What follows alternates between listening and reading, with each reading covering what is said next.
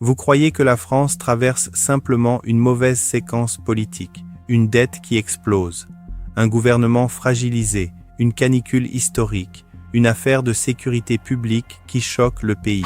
Et déjà, l'ombre de 2027 qui transforme chaque crise en procès contre Emmanuel Macron. Mais la réalité est plus profonde. Ce n'est pas seulement une accumulation de problèmes. C'est peut-être le signe d'un État qui ne parvient plus à décider, plus à anticiper, plus à imposer une direction claire. La question n'est donc pas seulement combien la France doit-elle, ou combien de temps le gouvernement Lecornu peut-il tenir. La vraie question est beaucoup plus dangereuse.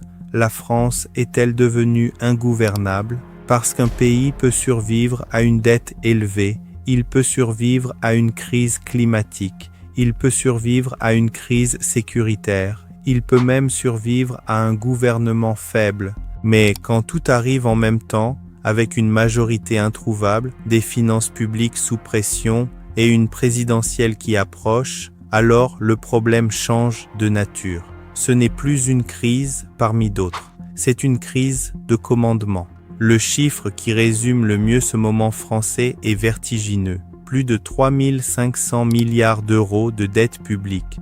Ce chiffre est tellement énorme qu'il finit presque par devenir abstrait.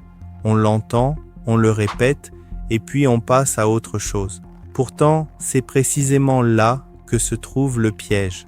Une dette publique n'est pas seulement une ligne comptable, c'est une contrainte politique. C'est la somme des décisions qu'un État n'a pas voulu prendre hier et qu'il devra peut-être prendre demain dans de bien pires conditions. Pendant des années, la France a vécu avec l'idée que la dette était lourde, certes, mais supportable. Les taux étaient bas, l'argent coûtait peu. L'État pouvait emprunter, repousser, compenser, amortir les colères, financer les urgences, éviter les choix brutaux. C'était le confort dangereux de l'argent presque gratuit. Mais ce monde-là est terminé. Quand les taux remontent, quand les investisseurs deviennent plus exigeants, quand le service de la dette prend une place croissante dans le budget, la dette cesse d'être un décor. Elle devient un acteur politique. Elle s'invite dans chaque promesse, chaque réforme, chaque urgence hospitalière, chaque plan de sécurité, chaque plan climat. Avant même que le gouvernement décide, la dette a déjà commencé à trancher. Et c'est ici que le cas Lecornu devient révélateur. Le Premier ministre ne gouverne pas dans une France politiquement stable. Il gouverne dans une France sans majorité solide, avec une assemblée fragmentée, des oppositions qui pensent déjà à 2027 et une majorité présidentielle qui ressemble davantage à un bloc de survie qu'à une force de conquête.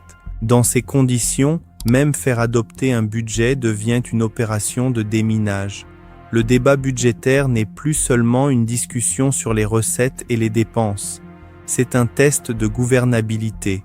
Utiliser le 49.3, c'est montrer l'autorité, mais risquer la motion de censure. Refuser le 49.3, c'est prétendre chercher le compromis, mais risquer l'enlisement.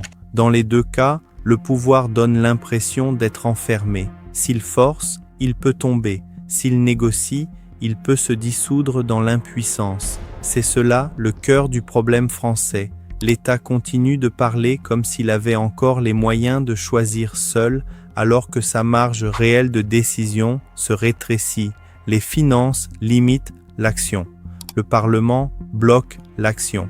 Les crises accélèrent l'action.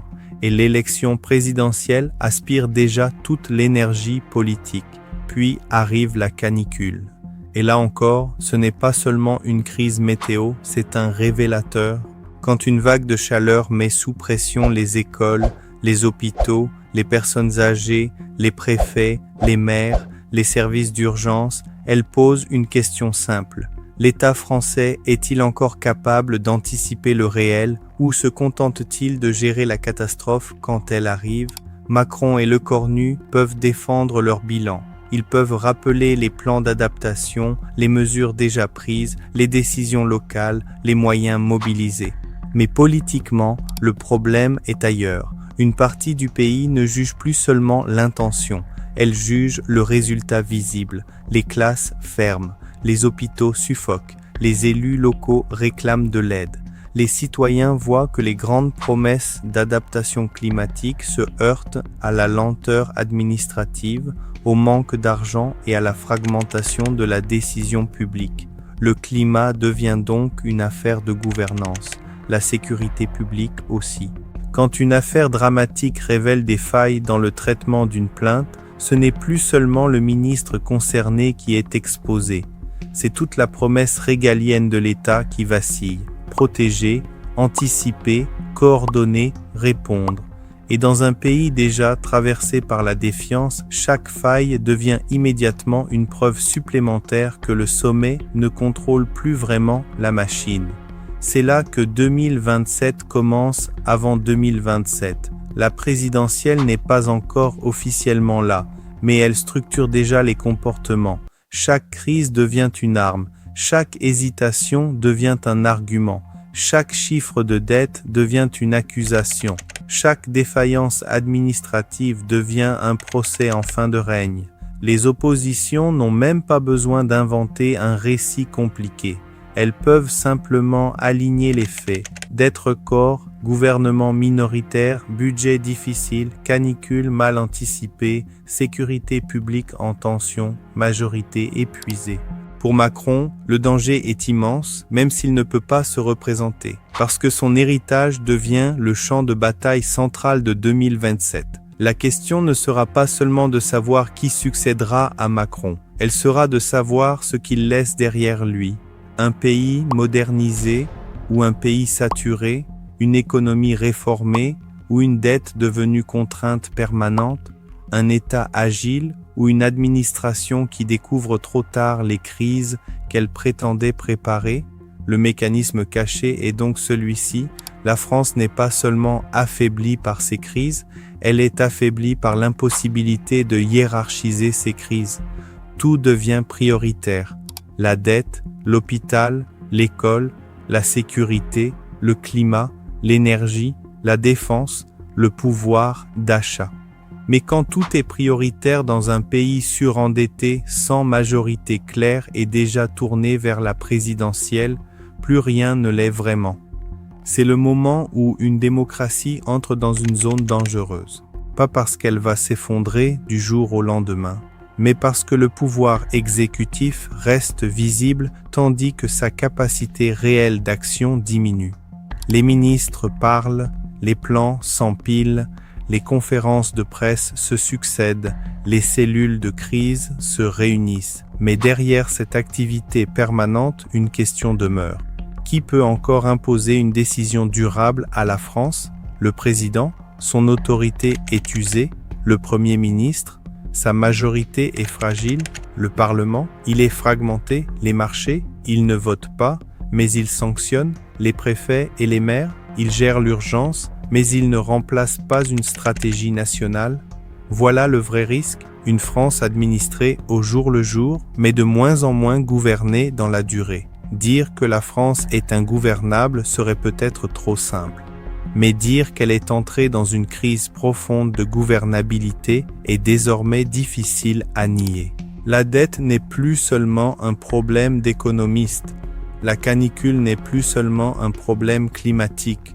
La sécurité n'est plus seulement un problème judiciaire ou policier. Toutes ces crises racontent la même chose. Un État qui promet beaucoup, mais qui dispose de moins en moins de temps, d'argent et d'autorité pour tenir ses promesses. La France n'est pas condamnée, mais elle approche d'un moment de vérité. Soit elle retrouve une capacité à choisir, à réduire ses illusions budgétaires, à anticiper les crises et à restaurer une autorité politique claire.